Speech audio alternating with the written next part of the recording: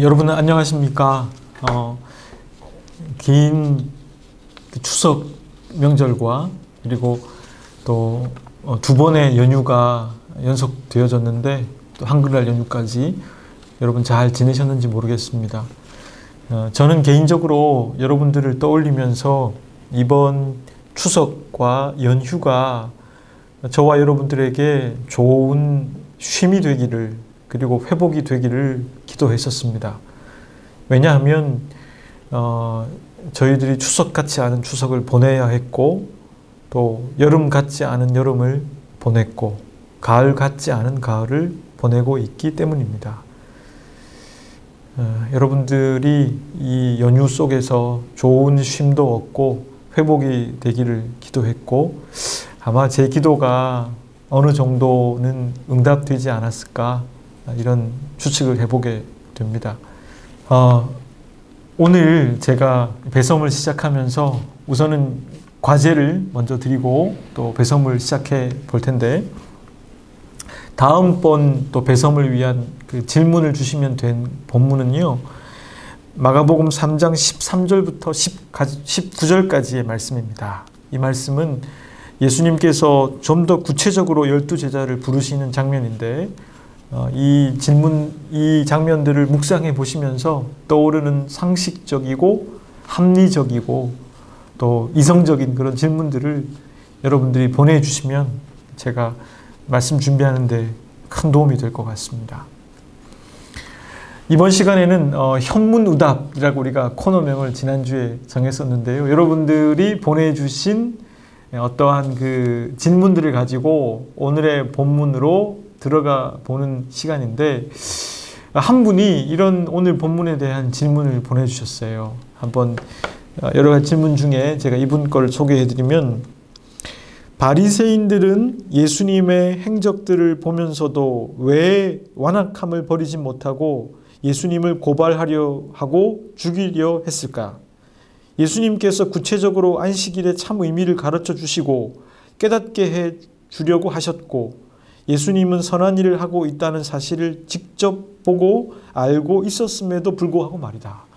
굉장히 좋은 질문이죠, 여러분. 왜 이게 좋은 질문이냐 하면 지난주에 우리의 메시지가 복습을 좀 해보면 이런 메시지였잖아요. 안식일의 참 의미가 뭐냐? 그걸 가지고 우리가 생각을 했었어요. 그러니까 안식일의 참 의미라고 하는 것은 사실은 그 안식일 안으로 깊이 들어가 보면 사실은 알 수 있다는 본문의 얘기였잖아요. 그 얘기를 우리가 나누었고 또 그 본문을 묵상한 분이 이런 질문을 던져주신 거죠. 왜냐하면 오늘 우리가 나눌 본문의 이야기도 여전히 안식일에 대한 이야기가 계속되고 있거든요. 왜 아직까지도 이 예수님의 선한 의도를 알았음에도 불구하고 이러고 있느냐, 이런 좋은 질문이셨습니다. 자, 그러면 오늘 본문을 읽고 그 본문 안으로 한번 깊이 들어가 보도록 하겠습니다. 마가복음 3장 1절부터 6절까지의 말씀을 읽도록 하겠습니다. 예수께서 다시 회당에 들어가시니 한쪽 손 마른 사람이 거기 있는지라.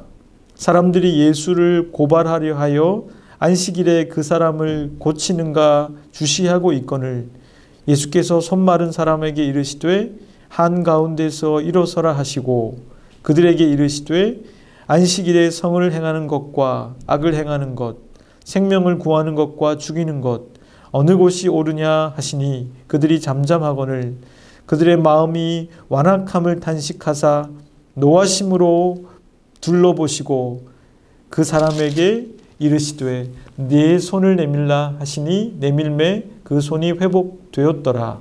바리새인들이 나가서 곧 헤롯 땅과 함께 어떻게 하여 예수를 죽일까 의논하니라. 아멘.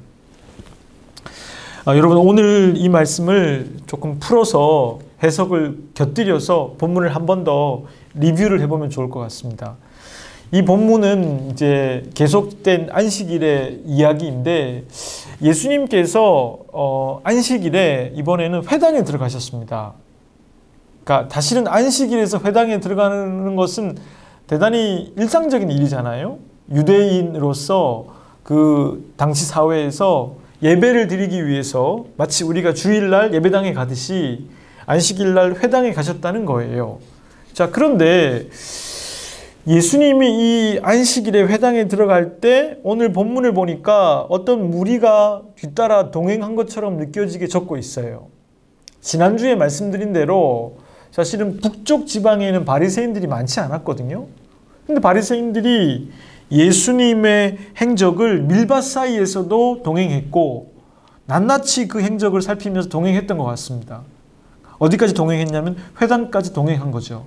왜냐하면 예수님의 일거수일투족을 관찰하면서 예수님에게 혹시 율법에 반하는 반성전적인 행위를 하는 것이 없는가 살핀 뒤에 예수님을 어떻게든, 표현은 좀 그렇습니다만 부셔버리고 싶었던 거죠. 망가뜨리고 버리고 싶었던 거예요.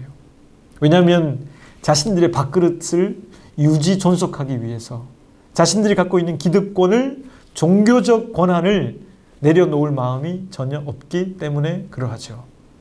자, 그런데 예수님은 아마 그들이 동행하고 있다는 걸 아셨을 것 같습니다. 근데 그 회당 안에 한쪽 손 마른 사람이 있었다라고 기록하고 있어요. 여러분, 한쪽 손이 말랐다는 것은 원어적인 의미로 볼 때는 한쪽 손이 시들었다는 표현이에요.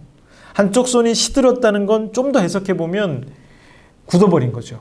쓸 수 없게 된 것입니다. 아마도 중풍병을 앓았거나 어떤 사고에 의해서 손에 부상을 입음으로 말미암아 아마 혈관의 문제든지, 그래서 한쪽 손을 움직일 수 없는 마비된 사람이 있었다는 거예요. 그 사람이 모두의 눈에 보일 정도로 회당에서 만나게 됐는데 예수님께서 과연 그 사람을 치료하느냐 안 하느냐를 바리새인들이 유심히 살폈다는 거예요. 왜냐하면 당시 사회에서 안식일에 위급한 생명이 위급한 상황에서만 사람의 생명을 구할 수 있고, 그렇지 않은 어떤 병에 대해서는 치료하는 그 일을 할 수 없도록 금지했거든요. 율법의 규정이 그러했습니다.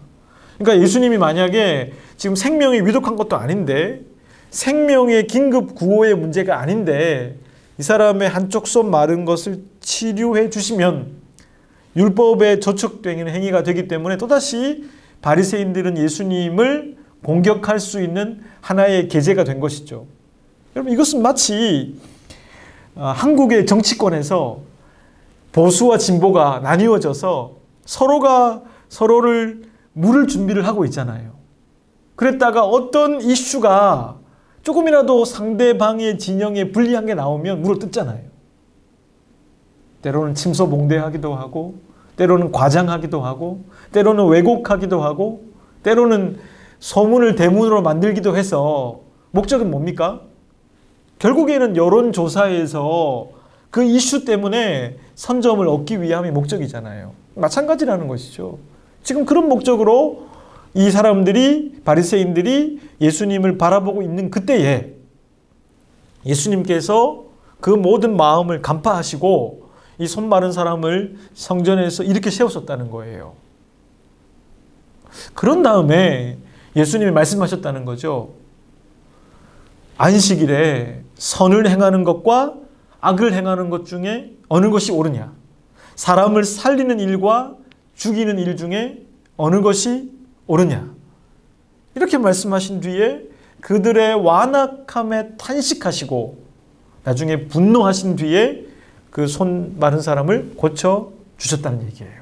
그러자 바리새인들과 그들과 헤롯 땅, 옛날에 그 당시의 정치 권력자 헤롯 왕의 그 일파들이 예수님을 죽일 마음을 갖게 됐다. 이게 오늘 이 본문의 내용이거든요. 자, 그러면 저는 오늘 이 본문을 묵상하면서 우리 여러분들에게 세 가지의 포인트로 메시지를 찾아보려고 합니다. 첫 번째는, 여러분, 선과 악의 기준이 뭘까요? 우리 그런 질문을 한번 해볼 필요가 있어요. 선은 무엇이고 악은 무엇일까요? 오늘 예수님은 아주 기가 막힌 방식으로 선과 악을 구분하고 계세요. 여러분, 예수님 분명히 말씀하셨어요. 안식일에 선을 행하는 것과 악을 행하는 것 중에 어느 것이 옳으냐? 사람을 살리는 것과 사람을 죽이는 것 중에 어느 것이 옳으냐? 그리고 그들의 완악함, 악함에 탄식하셨다는 거예요. 여러분, 선과 악의 기준은 뭘까요? 오늘 예수님의 이 논리에 따른다면 안식일에 눈앞에 보이는 손 마른 사람, 아픈 사람, 병에 걸린 사람, 육신의 질병으로 아파하는 사람을 고치는 행위가 선이라는 거예요. 아픈 사람에 대해서 아파하고 고쳐주고 싶고 기도해주는 그 마음은 선이라는 거예요. 그런데 악은 뭘까요? 악은 다른 게 아니라 그 마음이 없는 거예요. 무슨 말이냐 하면 예수님께 있는 그 선한 마음이 왜 바리새인들에게는 없습니까? 그들은 그 마음이 없기 때문이에요. 그 순간에 그들이 생각하고 있는 건 온전히 무엇입니까? 자신의 유불리예요. 이 이슈로 말미암아 예수님이 불리해질 거냐, 유리해질 거냐, 우리가 유리해질 거냐, 불리해질 거냐, 그 마음만 남아있기 때문에 눈앞에 보이는 도움이 필요한 사람은 보이지 않는 거죠. 결국엔 여러분, 악은 뭘까요? 선을 행하지 않는 것이 악이라는 거죠. 본문이 말하고 있는 건. 결국 여러분, 악이라고 하는 건 선이 선으로 존재하지 않는 그것이 바로 악이라는 거예요. 어둠은 존재하지 않는데 빛이 부재하면 어둠이 드러나듯이 선이 선으로 행해지지 않는 그것이 바로 악이라는 것이죠. 그렇게 놓고 보면 훨씬 더 우리는 많은 악을 경험하게 될 것이고 많은 악과 함께 살아가고 있는지 모르겠어요. 여러분, 예레미야 2장을 보면 19절에 악을 이렇게 정의하고 있습니다. 내 악이 너를 징계하겠고 내 반역이 너를 책망할 것이라. 그런즉 내 하나님 여호와를 버림과 내 속에 나를 경외함이 없는 것이 악이요 고통인 줄 알라. 주 만군의 여호와의 말씀이니라. 분명히 말씀하고 계세요. 여호와를 경외함이 없는 것이 악이다. 무슨 말입니까? 악이라고 하는 건 어떤 특별한 뭐가 있는 게 아니라 하나님을 경외함이 없는 것이 악이라는 거예요.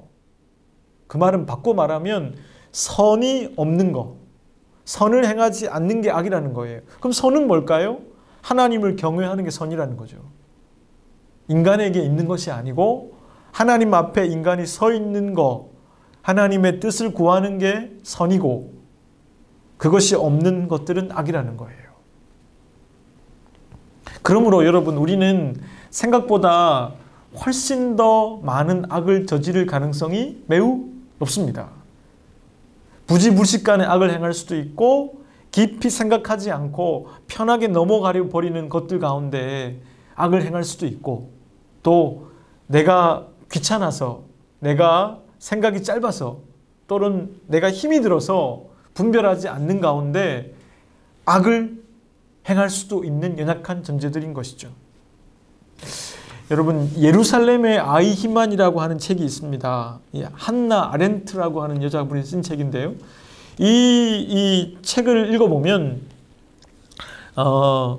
이 아이히만이라고 하는 사람이 독일의 전범이에요. 아우슈비츠에서 독가스 학살을 자행했던 사람이에요.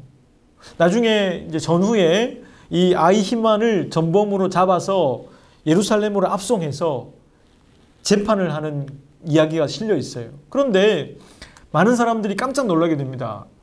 아이히만이 내렸는데 그의 모습이 너무나 평범한 사람인 거예요. 악인의 모습이 아니라. 그리고 거기는 정상적인 가정을 갖고 있고 일반 사람들과 다르지 않은 모습을 보이는 그를 보면서 사람들은 더 화가 나기 시작하는 거예요. 악마 같을 줄 알았는데 악마가 아닌 거예요. 수만 명을 확살한 사람이. 그리고 재판이 진행되면 진행될수록 사람들은 더 화가 납니다. 왜요? 그 사람이 이렇게 말하는 것이죠. 나는 죄가 없다. 나는 히틀러의 지시를 받았고 당시 나는 상부의 지시를 받을 수밖에 없는 입장이었기 때문에 나는 지시에 순종할 수밖에 없는 위치에서 따를 수밖에 없었다. 나의 그 직업이었다는 거예요. 하나의. 자, 근데 그 재판의 결과는 뭐였습니까? 아히만에게 죄를 묻게 되죠. 왜요? 무슨 죄인가요? 아히만이 충분히 자기가 하는 행동의 결과를 알 수 있었다는 거예요. 독가스를 통하여 수만 명이 죽을 수 있다는 걸 모르지 않았다는 거예요. 양심에 빗대어서, 당시의 상식에 빗대어서. 결국에는 아히만 죄값을 치르게 되죠. 그리고 이 책은 결국에는 악의 보편성을 보여주는 위대한 저작이 되었습니다. 안나 하렌트의 말입니다. 사유하지 않는 것, 이것이 바로 악이다. 여러분, 이 아히만이 사유가 있었다면 악을 행하지 않았을 거라는 거예요. 결국에는 사유하지 않았기 때문에 악을 행할 수밖에 없었다는 것이죠. 여러분, 지금 예수님께서 악과 선을 나누고 있는 기준도 이와 같다는 것입니다. 여러분, 우리가 이 말씀이 참 적용하기 어려운 말씀인데요. 자칫 잘못하면 우리가 사유하지 않는 동안에 부지불식간에 적극적으로 악을 행하지는 않았지만 우리가 선을 행하지 않음으로 말미암아 악에게 동조하게 되는 악이 우리에게 있을 수 있다는 것이죠. 그러므로 우리는 적극적으로 선을 행하기 위해서 살아야 한다는 것입니다. 여러분, 믿음으로 행한다는 건 뭘까요? 바로 이런 것이죠. 하나님의 말씀에 비추어서 내 말을 하지 말아야 할 말이면 하지 않고, 내 행동을 하지 말아야 할 행동이면 하지 않는 것. 그래야만 최대한 악에게 동조하는 결과를 낳지 않을 수 있다는 게 기독교의 결론이잖아요. 사랑하는 여러분, 선과 악의 우리 기준을 예수님을 통해 들었는데 우리가 선을 행하지 않음으로 말미암아 악에게 동조하는 사람이 되지 않기를 진심으로 바랍니다. 두 번째는요, 그러면 예수님의 분노를 좀 살펴보자고요. 예수님은 분노하셨어요. 완악함에 탄식하시고 나중에는 분노까지 하셨어요. 여러분, 예수님의 분노는 무엇에 대한 분노였나요? 좀 더 상세히 보면 당시에 바리새인들이 정작 분노해야 할 본인들의 악에 대해서 분노하지 않고 오히려 누군가의 선에 대해서 분노하는 거잖아요. 왜 그런가요? 자기 이익에 눈이 멀어버리면 결국에는 그것이 악이 되어져서 누군가가 보이는 선에 대해서 분노하고 자신의 악에 대해서는 분노하지 않게 되는 것이죠. 이게 바리새인들의 문제였어요. 여러분, 예수님의 분노는 뭐였습니까? 여러분, 예수님의 분노는 자신의 유불리와 자신의 부당함에 대한 분노가 아니었습니다. 여러분들이 최근에 분노한 때는 언제였어요? 생각해보면 저도 부당한 대우를 받을 때, 불합리한 대우를 받을 때, 내 유불리에서 내가 불리할 때, 내가 불편해질 때, 내가 귀찮아질 때 화를 냈더라고요. 그런데 예수님의 분노는 그런 분노가 아니었습니다. 만약에 예수님이 자신의 유불리와 자신이 당하고 있는 부당함에 대한 분노였다면 아마 예수님은 머리 둘 곳이 있었을 거예요. 예수님은 매 끼니마다 산의 진미를 먹을 수 있었을 거예요. 예수님은 갈릴리 북쪽에서는 적어도 왕이 될 수 있었을 거예요. 왜냐하면 왕으로 삼고자 했으니까요. 하지만 예수님은 절연히 그들의 부탁과 그들의 청을 거절하시고 다른 마을로 가셨잖아요. 왜요? 그분은 자신의 부당함과 불편함과 자신의 유불리를 따라서 선을 행했다가 악을 행했다가 하고 있는 게 아니라 처음부터 끝까지 하나님께 비추어서 선을 행하기 위해서 걸어가고 계시기 때문에 그분은 선을 위한 분노를 하실 수 있었던 것이죠. 즉, 선이 결여되어 있는 악에 대해서 분노하신 것이죠. 만약에 예수님께서 본인의 부당함과 본인의 유불리에 따라서 분노하셨으면 십자가는 없었을 것입니다. 십자가를 어떻게 지겠어요? 그렇게 부당한 일을 당할 수 없는 것이죠. 예수님이 십자가를 질 수 있었던 까닭은 인간의 악에 대한 분노, 세상에 만연한 선의 결여로 말미암아 보여지는 악함에 대해서 탄식하신 예수 그리스도께서 그 악을 심판하시기 위해서 십자가로 갈 수 있었던 거예요. 여러분들은 최근에 언제 분노하셨어요? 한번 생각해 보시길 바라요. 여러분들이 최근에 화를 낸 적이 언제이셨습니까? 아마 생각해 보시면 내가 부당한 대우를 당했을 때, 내가 유불리에서 불리함에 처했을 때, 내가 불편과 편안 중에 불편함에 처했을 때 화를 내셨을 것 같습니다. 적어도 저는 그랬습니다. 하지만 우리가 화를 내야 하고 분노해야 할 것은 내게 선이 결여됨으로 말미암아 내가 어느 순간 악에게 동조하고 있을지도 모른다라는 자기 성찰에 의해서 분노해야 된다는 것이죠. 여러분, 우선은 자기 자신에게 분노할 줄 아시길 바랍니다. 그리고 다른 사람에 대해서 분노해야 할 때는 한 번 더, 그리고 한 번 더 고민하시고 다른 사람들이 행하는 옳지 않음에 대해서 분노할 수 있게 되기를 바랍니다.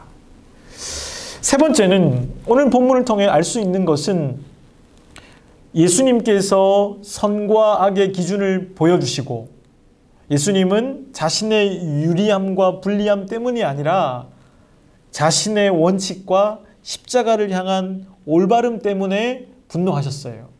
그럼 그 예수님에게 찾아오는 결과는 사필 규정처럼 인과응보처럼 굉장히 좋은 결과여야 되는데 예수님에게 어떤 결과가 찾아왔습니까? 결국 헤롯 당과 바리새인들이 예수님을 죽이고자 했잖아요.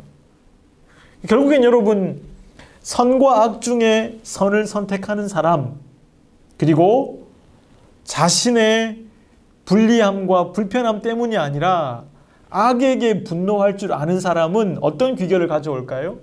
고난을 당하게 돼 있어요. 저는 여러분, 제가 제 자신을 성찰해보는 기준이 있습니다. 만약에 제가 속한 공동체와 조직에서 모든 사람이 저를 좋은 사람으로 말한다면 저는 좋은 사람이 아닌 거예요. 왜 그럴까요? 모든 사람이 저를 좋은 사람으로 말한다는 건 제가 어떤 사람 앞에서 다르게 행동한다는 거예요. 그들에게 좋게 보이려고 순간순간마다 저의 소신과 원칙을 바꾸며 산다는 뜻이겠죠.